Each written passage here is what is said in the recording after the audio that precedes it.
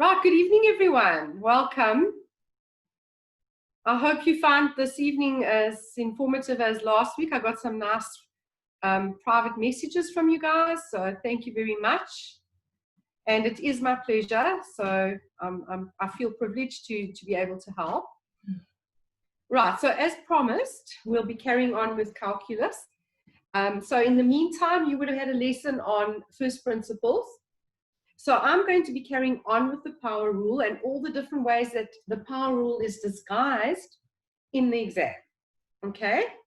So just a very, very quick update again. Okay? So remember we did a power rule, which was something like this.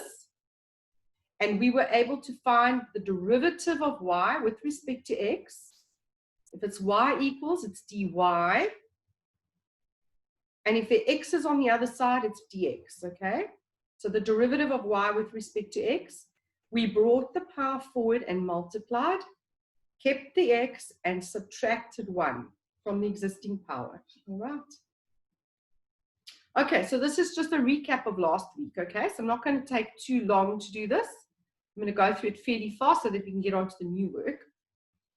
And then we did slightly more difficult ones. So, for example, f of x equal to the 5th root of x to the 4. So remember we said that we need to change that to x to the 4 over 5, first of all. Okay, so power over root. And only then could we take the derivative. And remember we said if it's given in the form f of x, our derivative is f prime of x. Okay, and we bring the power forward. So 4 over 5, keep the x, and we subtract 1. And 4 over 5 minus 1 is minus 1 over 5. You can use a calculator to work that out. And then remember what we said. We said the x belongs to the top, but it has a negative power, so we need to dive it to the 5. So it becomes 4 over 5, x to the 5th. And that we needed to change this back to third form, okay? Remember, we only changed it to a fractional power in order to use the power rule. So now we're going to put it back into third form. So 4 over 5, x to the 1, 5th rooted. Okay. All right, now, in your exam, they will not always specify that you must express your answer of your derivative as a positive exponent and in third form. But they could. And my advice to you is to always do it, because then you are so used to doing it that it's second nature. So that when you have to do it, it's automatic. Okay, you feel comfortable doing it. All right, so we looked at that. And then we also looked at the intuitiveness of derivatives. So in other words, if you had something like 3 over x plus 2 minus x to the 4, that you could quite easily take the derivative by doing the derivative of each term. But we said that each term has to be ready, and this term is not ready. So we would first change it. Okay, we'd bring the x up. Okay, so we don't have any rules with an x at the denominator. We have to bring it up, so it will become 3x to the minus 1. That plus 1 changes to a minus 1. Plus 2 is fine. Minus x to the 4 is fine. And now I'm ready to take my derivative. So derivative of that minus 3 x to the minus 1 is minus 2. The derivative of 2 is 0, and then minus 4x cubed. All right, so that is my derivative. So if I'm adding and subtracting a whole lot of terms, I can find the derivative of each term and then just automatically add and subtract. Okay, and then all I need to do is change to positive powers. So minus 3 over x squared minus 4x cubed. And that would be my final answer. Right. Okay, so the derivative. Okay, so this is kind of where I got up to last week. if I remember correctly. Okay, so what we also need to look at now is if we have, I think I might have done this one as well. If I had a bracket multiplied by another bracket, okay, if I wanted to find the derivative, I would first have to multiply this out, okay, before I can take the derivative. There are other methods, but we don't do them at in this course that you're doing, in the CAPS matric course, okay? All right, so that's 12x squared minus 8x plus 3x minus 2. Right, that's multiplied out. I just need to do the like terms here. So 12x squared minus 8 plus 3 minus 5x minus 2. And then I'm ready to take the derivative, all right, of each term. So 2 times 12, 24. X to the 2 minus 1 is 1. I don't write it. The derivative of minus 5x, the derivative of an x term is just its coefficient. And the derivative of a constant, anything without an x, is 0. Okay. So that would be my derivative. Right, so if I have brackets, I multiply out first, simplify, and then do the derivative. Okay, so just remember as well, I just want to point this out, they often do this. They'll give you something like 3x minus 1 squared and say find the derivative. And at this level, you need to multiply out. So just remember, keep your minus and write the bracket twice if you don't know the quick method for multiplying out the square of a bracket. Okay? Sorry, so this isn't the derivative yet. I still need to do that. I'm first simplifying. Right, so minus, and then 9x squared minus 3x minus 3x plus 1. And then I multiply the negative in, and I'm also going to do those like terms. That gives me minus 6x. So minus 9x squared plus 6x minus 1. Right. Okay, and now I'm ready to take the derivative.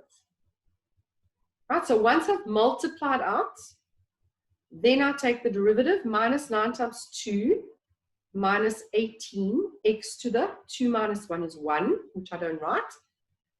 The derivative of an x term is its coefficients, and the derivative of a constant is 0. Right. Okay, so when I have brackets, I multiply out. As I said, there are other ways to do it, but not in this course. Right. Okay, so another one to look at is if I had something like x squared minus 1 over x plus 1. Right?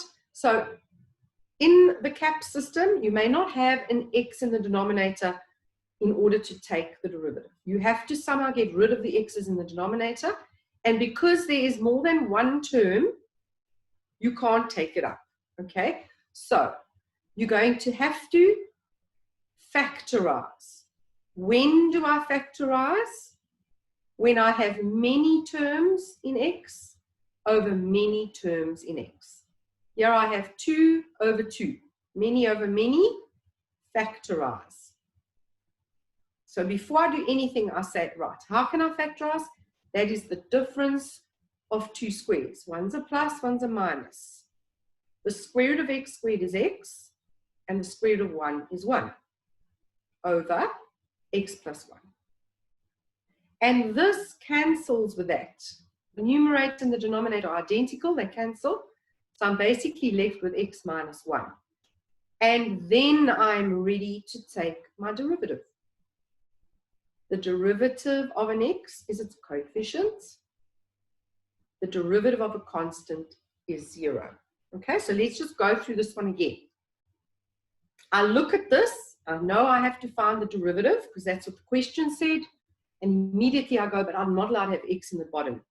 And because there's more than one term at the bottom, many terms at the bottom, and because there are also many at the top, so I have many terms over many terms, I think, oops, I need to factorize first. So I re-look at my numerator and denominator, and I see that I can factorize my numerator. Difference of squares. That then enables my problem to go away. My x plus 1 that was in the way now cancels with the numerator, and I'm left with x minus 1, and I can now take the derivative of each term, which gives me 1.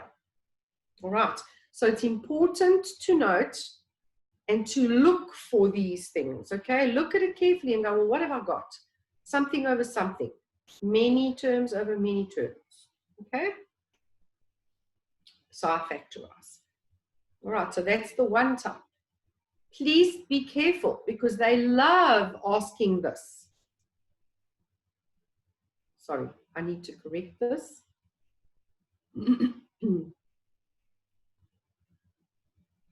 X plus 2, and this is a cube in the power. All right, x cubed plus 8. All right, so again, I need to factorize, and I immediately see there are x's in the denominator. I think, no, I'm not allowed to have x's in the denominator, and I see that there's more than one term, so there are many at the bottom, and there are also many on top. And as soon as I see many over many, I think factorize. Right, so I look at it and I go, well, I can't factorize x plus 2. Right, so it just stays as it is. But this is the sum of cubes. Now, the problem is that sum and difference of cubes doesn't often come up, so people forget how to factorize it. Okay? Remember sum and difference of cubes. The method is the same for sum and difference of cubes. It's a short bracket and a long bracket. The first bracket has the same sign, and then you cube root each term. The cube root of x cubed is x, and the cube root of 8 is 2. And to get the 3 terms in the second bracket, you SMX. Right? So to get the first term, you S square the first term. X squared is x squared. To get the last term, you S square the last term in the first bracket. So 2 squared is plus 4. Remember, anything squared is a positive. And then the middle, M stands for middle, and multiply. To get the middle term, you multiply these two together. X times 2 is 2x. And if that is a plus, then this is a minus. If that was a minus, that would be a plus. Okay, so the method for sum and difference is exactly the same. The only thing you need to remember is these are always the opposite signs. That is always a plus. Okay, square, square, multiply. And lo and behold, those two fall away. Okay, the numerator and the denominator brackets cancel. Now I don't have an issue anymore. I have no x in the denominator. I am left with x squared minus 2x plus 4, which is perfectly fine to find the derivative of. The derivative of x squared is 2x to the 1, because I'm subtracting 1. The derivative of x is minus 2. Remember, if it's only x, the coefficient, it's the derivative, and the derivative of a constant is 0. Right. So, very important that you know, that you recognize when there's a many over many, because then you know you need to factorize. And miraculously, the denominator will fall away because the ones that you get given only work like that. Okay? You don't do any other methods for finding this derivative. There are other methods, but you don't do them. Okay. All right, so that is many over many. And then we get the one where you have many terms over one term. And when you have many over one, you split them, simplify, and then take the derivative. Okay? Right.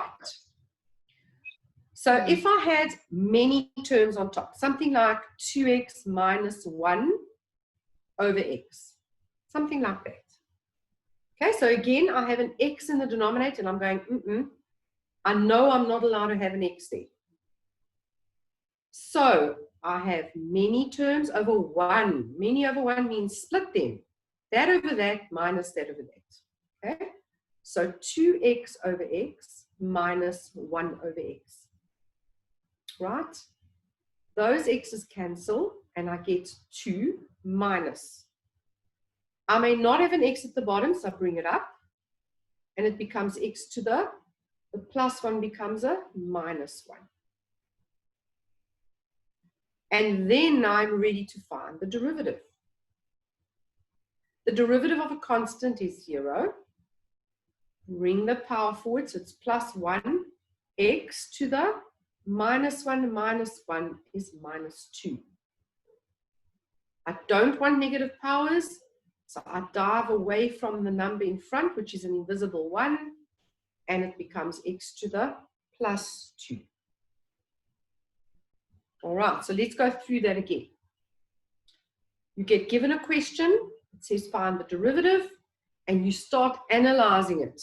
The first thing that you need to think of is I may not have an x in the denominator, right?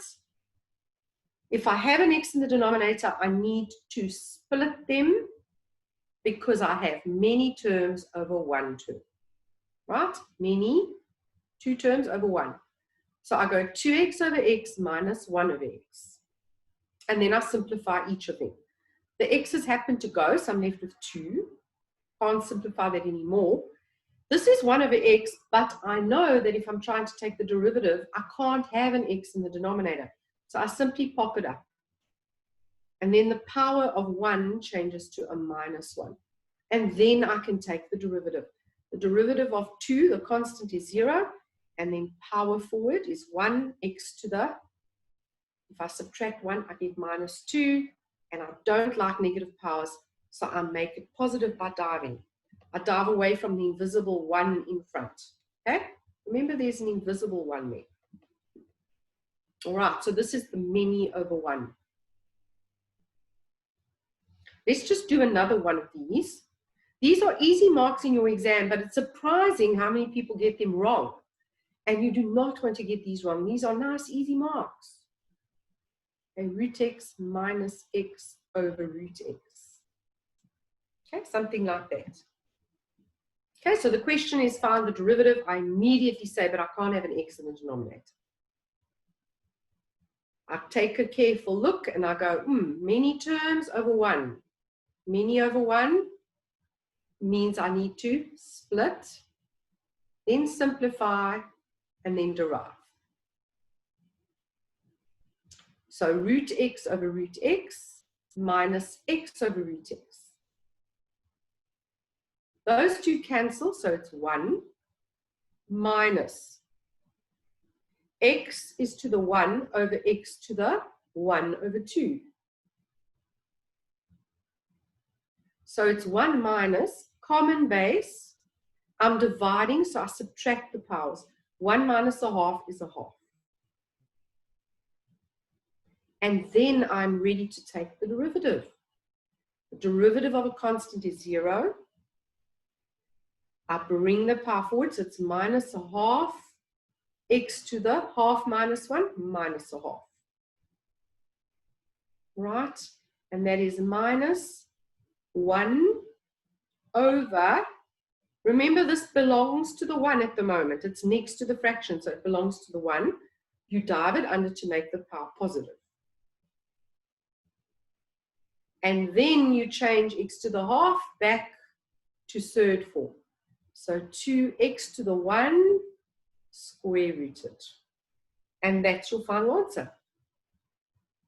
All right, so it's very important to realize that you have many terms in x over 1 term in x. Split, simplify, derive. Okay, split, simplify, derive. And then remember to always write it back with a positive power. So you had to dive and back into third form. All right. So those are the methods that they try and catch you out with. They are all testing the power rule at some point. So from here, you're using the power rule. If you go back to any of them, from that step, you're using the power rule. But what you had to do before is realize what type of problem it is so that you know how to proceed. So you have to know your theory. So it's all about recognizing the form, doing the theory that goes with it, and then it all unfolds, okay? Until you're ready to derive, and then you always write it with a positive power and insert form. All right, so those are the algebraic techniques for finding the derivative. What I'd like to look at is what I'm actually finding when I find the derivative. Okay, so what I've done is I've started with the algebra, but you don't even know what you're finding, right? I'm just showing you a method for finding something called the derivative.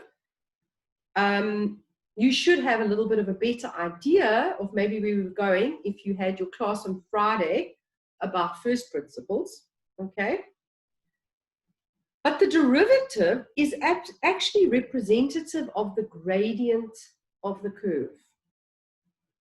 And what I find the problem is with this section of work, why students struggle a bit with calculus is because they don't really understand what they are doing. So yes, they just learn, this is what I do, if they're lucky, but they don't really understand it. So I want you to understand it, because I think if you understand it better, you'll be able to answer questions that are a little unusual sometimes. If I give you this curve, you will recognize that as y equals mx plus c. It's a straight line, right? This graph looks something like this. Goes through 2, it has a gradient of 3. So you know that m is 3 and your y-intercept is 2. What I want to focus on is the gradient of 3. If I said you find the derivative of this, is it not 3? The derivative of 3x is 3, and the derivative of a constant is 0. Are these two not equal to each other? Oh, sorry, they are equal. Okay, the gradients and the derivative are the same. They are exactly the same, but we couldn't teach you that when you first did the straight line in grade 8 because you didn't know anything about calculus. But now we can start bringing in the calculus, and it makes it a lot more exciting than what you had to do about learning y equals mx plus c. Okay? Now, no matter where I am on the straight line, no matter where I am on the straight line, the gradient is always the same. Why? For this particular graph, the gradient is always 3. That doesn't matter where I am. If I'm there, if I'm there, if I'm there, it doesn't matter. The gradient is always 3. Why? Because this is a constant. It's the number 3, right? There is no x attached to it. So it is not dependent on what x is. But if I gave you this graph, and I said you find the derivative, you would say that's fine. It's 2x to the 1, so 2x. This represents the gradient anywhere on the curve. In other words, I have this graph, y equals x squared. It goes on forever and ever, right? Just like this one does. This gradient is not a constant. It is 2x. So the gradient depends on what x is. So the gradient here for this x value will be very different to the gradient there. And what you need to know is that the gradient to a curve,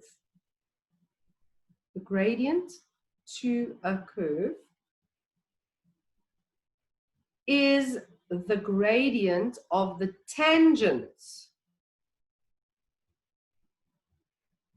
And that's very important, because if you understand this, you'll be able to visualize it.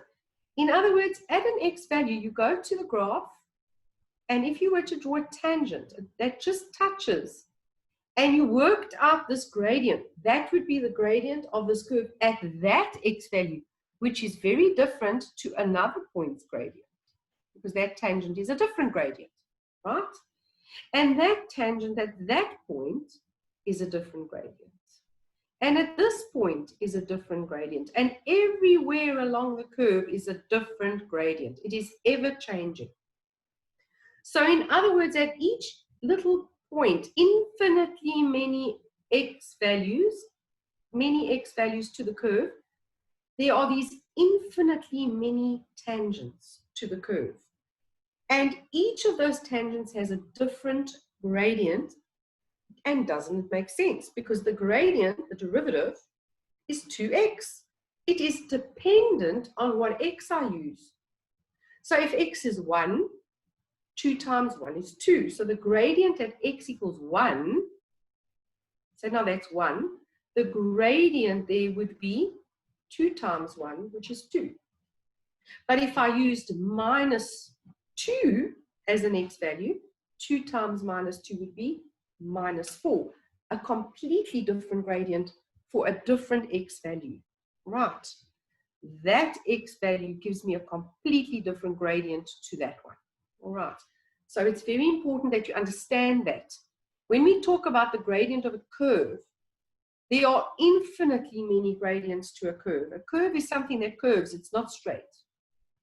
There are infinitely many tangents at these infinite points on the curve. And each of those tangents has a different gradient. That does not mean that there are not graphs that have the same gradient in more than one place. Okay? That is possible. But by and large, they differ. All right? So the gradient to a curve is the gradient of the tangent to the curve. And it depends what x is, what the gradient is. Okay? So, this is another type of question you can get in your final exam. It doesn't mean you will get it, but you could get it. And it's easy marks. Find the gradients of the curve y equals 3x squared plus x minus 1 at x equals minus 1. The key word is gradient. Find the gradient. Gradient is derivative. So you've got to know your theory. So from now on, when you see the word gradient, you're thinking, oh, I need to find the derivative. And if you see the word derivative, you go, hang on, they're asking me for the gradient. All right? So I need to find the derivative in order to find the gradient, right?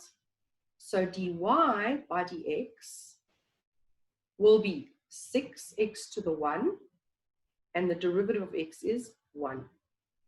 And the derivative of a constant is 0. Right? This is the gradient anywhere on the curve. So infinitely many, because there are infinitely many x's. So it depends what x is. And I'm saying find it at x equals minus 1. So the gradient at minus 1 is 6 times minus 1 plus 1. Minus 6 plus 1 is minus 5. Right. Okay, so your gradient is minus 5 at x equals minus 1. If I had chosen a different x value, I would get a different gradient. Okay? Okay, so remember the previous graphs, the page that I did?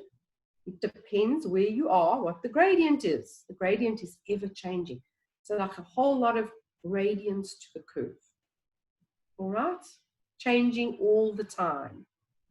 All right, and literally you can get asked a question like this for 2 or 3 marks. Find the gradient of the curve at x equals whatever. And because it's gradient, you know derivative, so it's the key word. Okay? If you don't ever know what to do, you must know your theory. Gradient, derivative, derivative, gradient. Okay, so very importantly, after tonight, please remember another word for gradient is derivative. All right, I'm actually finding the derivative. Very, very, very important. Okay. Right. Okay, so let's elaborate a little bit on a graph, something like this.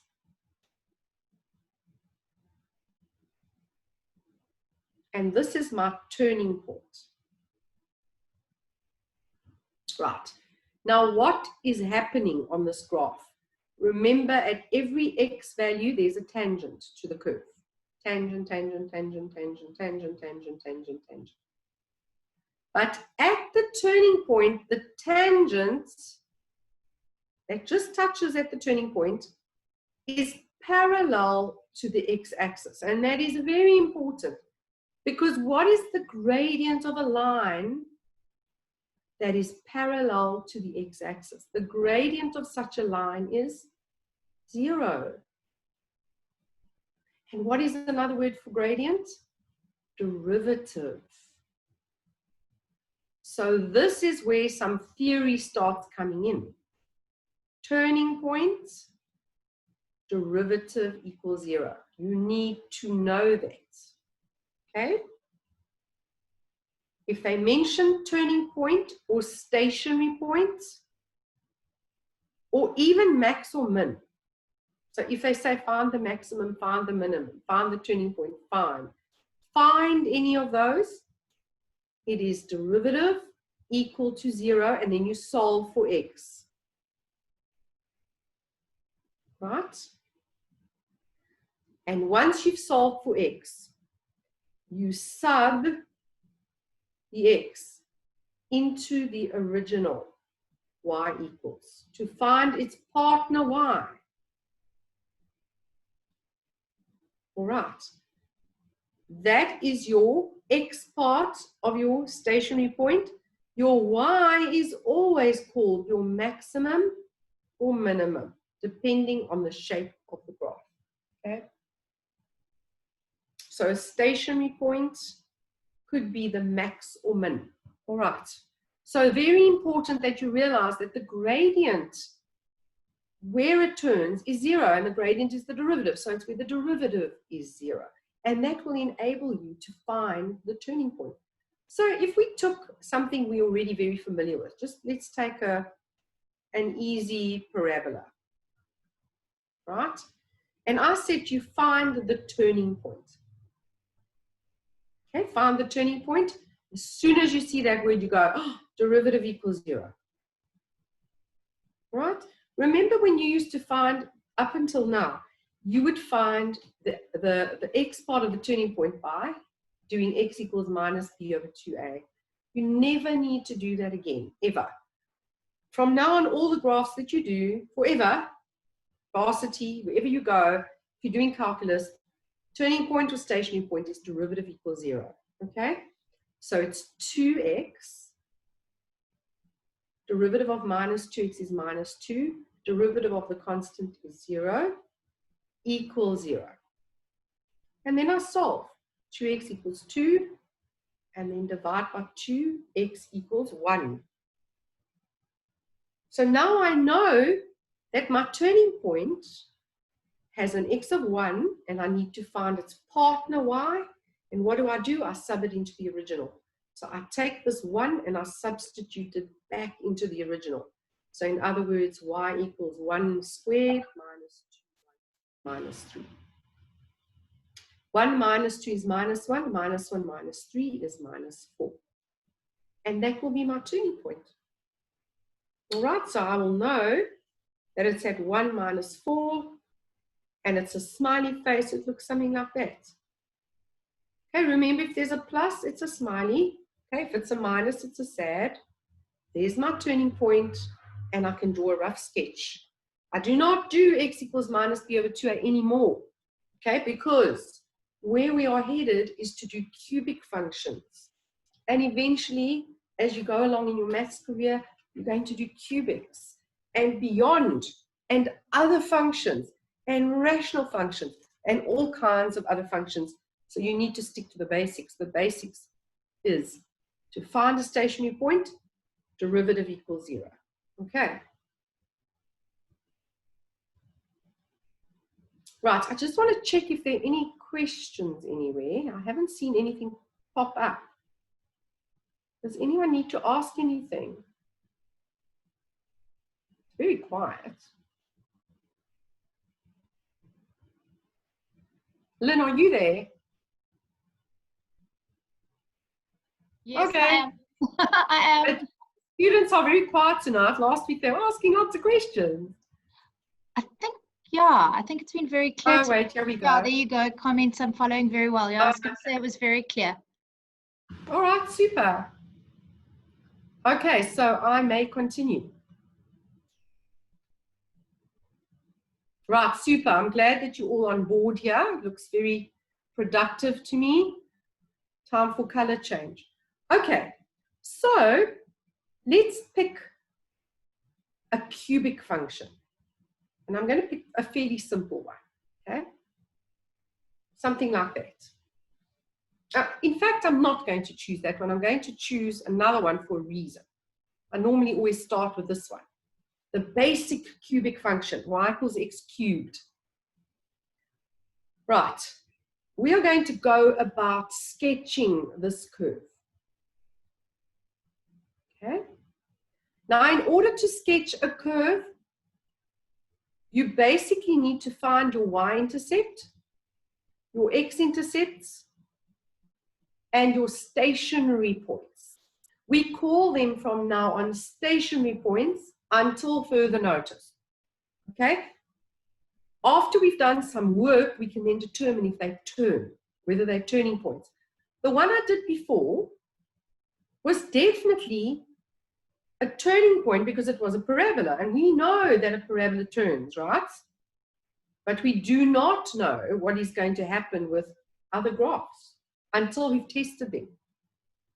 But these are the basic 3 steps that you have to do. To find the y-intercept, you always let x equals 0. Now, if I make x 0, I'm going to get y equals 0 cubed, which is 0. So there it is. In order to find the x-intercept, I let y equal 0. So 0 equals x cubed. And if I cube root both sides, I'm still going to get x equals 0. So I'm not going anywhere fast, am I? I still only have one point. Okay, so let's look at stationary points. Stationary points says derivative equals 0. That's the turning point or stationary point theory, right? Remember what we said.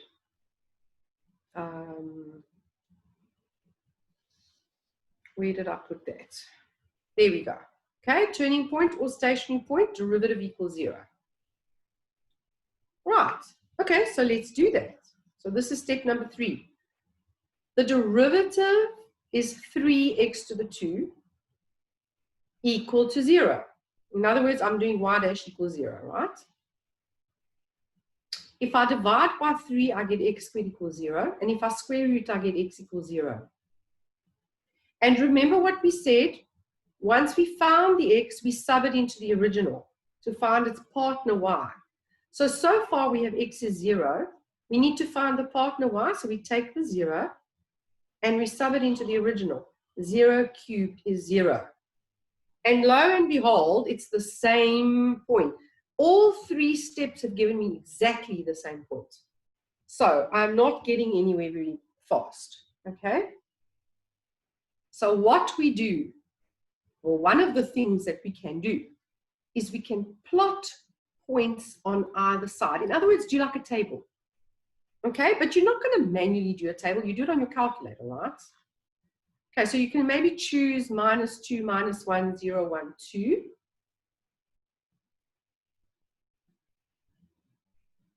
And if we sub -2 into there and cube it, we get -8.